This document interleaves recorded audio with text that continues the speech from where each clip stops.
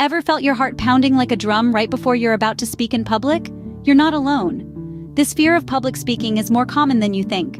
Today, we're exploring Derek Borthwick's book on speaking without fear. Let's delve into the wisdom Derek Borthwick shares in his book, shall we? Chapter 1, aptly titled Understanding the Fear, dives into the why behind our fears. Borthwick begins by exploring the roots of our fear, and it's not just about standing in front of a crowd. He delves into the depths of our psyche, explaining that the fear of public speaking, also known as glossophobia, is often rooted in our evolutionary history. We, as social creatures, fear rejection and isolation from our group, and this fear can manifest itself in our responses to public speaking situations. Borthwick also brings to light the physiological reasons behind our fear. He explains how our body's response to stressful situations is to go into fight or flight mode. This is a primal reaction that prepares us to either confront or flee from a perceived threat. When we're about to step on a stage, our body perceives it as a threat and triggers this response.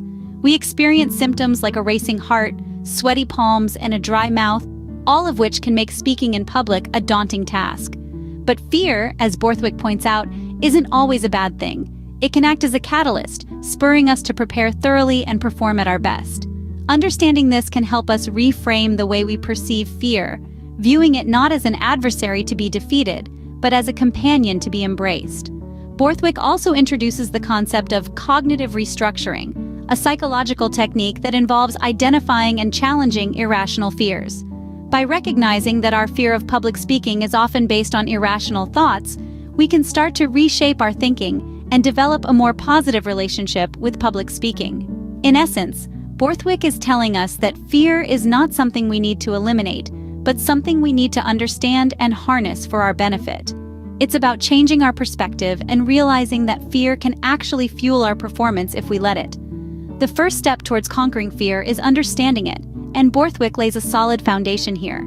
With the fear dissected, Borthwick moves on to the practical side of things in Chapter 2, preparing your speech.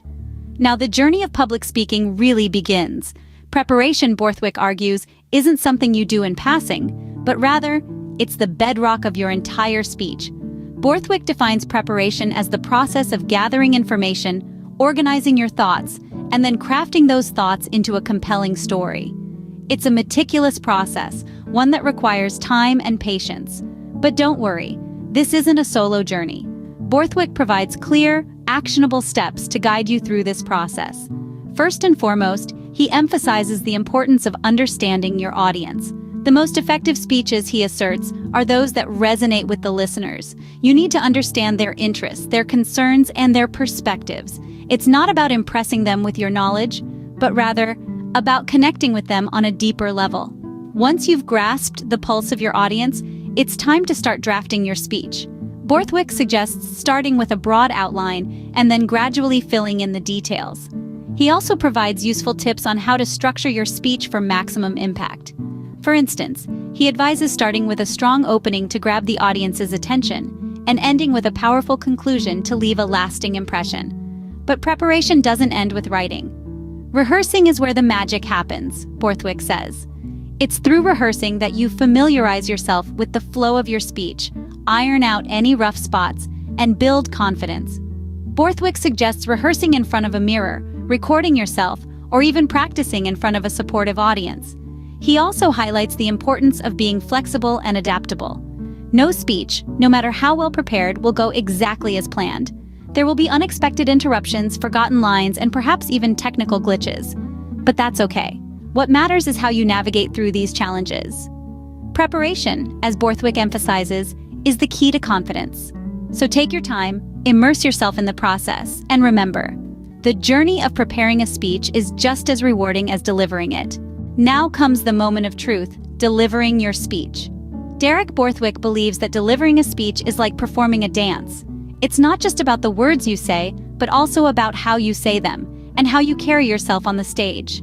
The first strategy he suggests is to master your body language.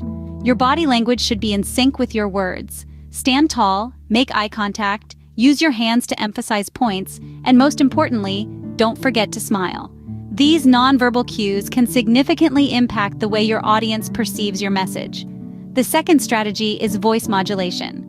Borthwick insists that your voice is a powerful tool that can be used to keep your audience engaged. Use a variety of tones and pitches to show enthusiasm, concern, or any other emotion that your topic demands. Don't be monotonous. Vary your speech rate and volume to highlight important points and keep your audience interested. One more critical strategy that Borthwick shares is handling mistakes. Let's face it, no one is perfect, and mistakes are bound to happen. Maybe you forget a line, or perhaps you stumble on the stage. It's okay. What matters is how you handle these blunders. Borthwick suggests that you should not panic or apologize profusely. Instead, take a moment, gather your thoughts, and move on. You could even make a joke out of it. The audience will appreciate your ability to handle the situation with grace and humor. Borthwick's strategies are not just about delivering a speech, but they are about delivering it effectively. They are about capturing your audience's attention, keeping them engaged, and leaving a lasting impression. So when you step on that stage, remember to use your body language effectively, modulate your voice to keep things interesting, and handle any mistakes with grace and humor. Remember, even the best speakers make mistakes. It's all about how you handle them. Chapter 4, Handling Q&A Sessions, deals with one of the most unpredictable parts of public speaking.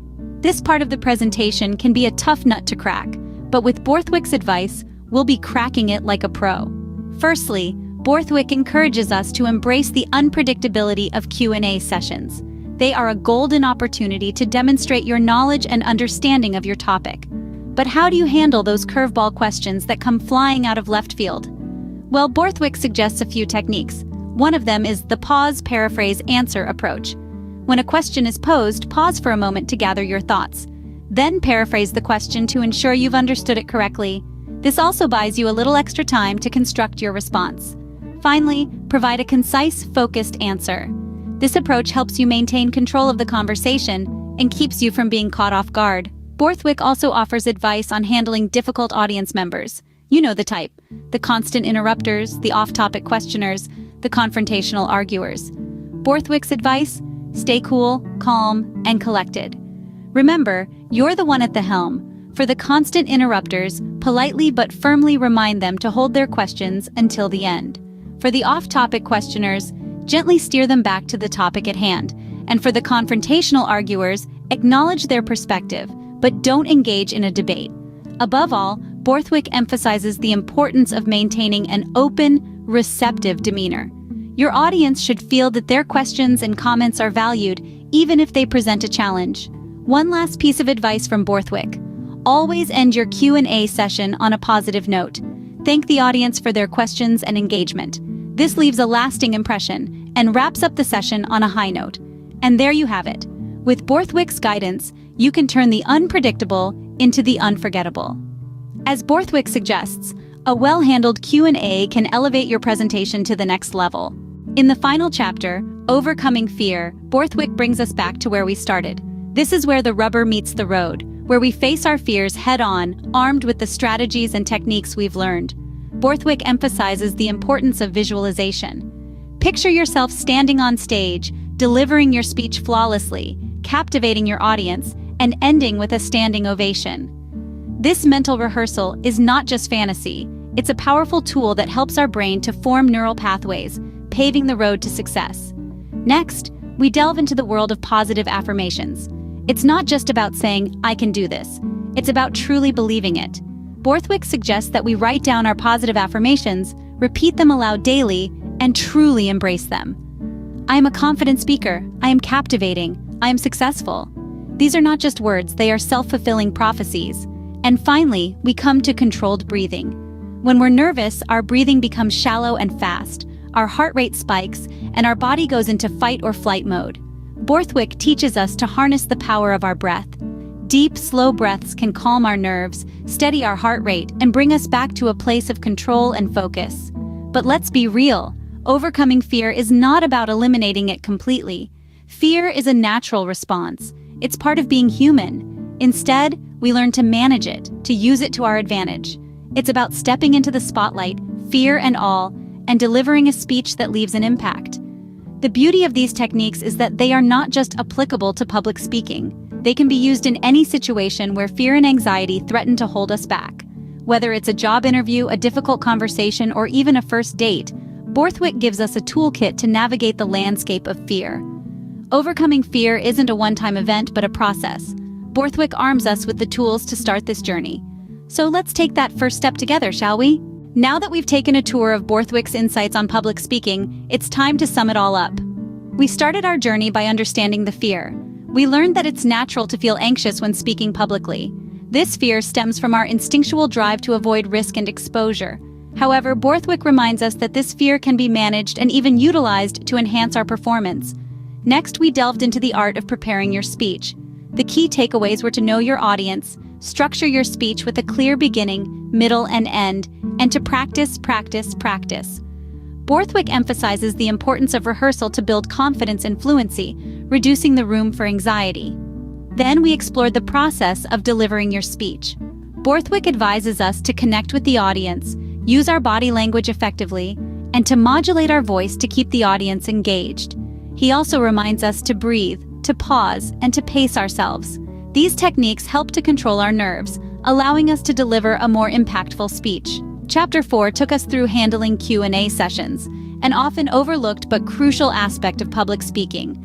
Borthwick's advice is to listen carefully, think before responding, and to admit when we don't know the answer. Being honest and respectful to the audience builds trust and credibility. Finally, we dove into the most important chapter, overcoming fear. Borthwick encourages us to face our fear head-on, to expose ourselves to public speaking situations, and to learn from each experience. He also suggests visualization techniques and positive affirmations to build confidence. Throughout all of this, a common thread emerges: the importance of practice and patience. Overcoming the fear of public speaking isn't an overnight process. It takes time, effort, and a lot of practice.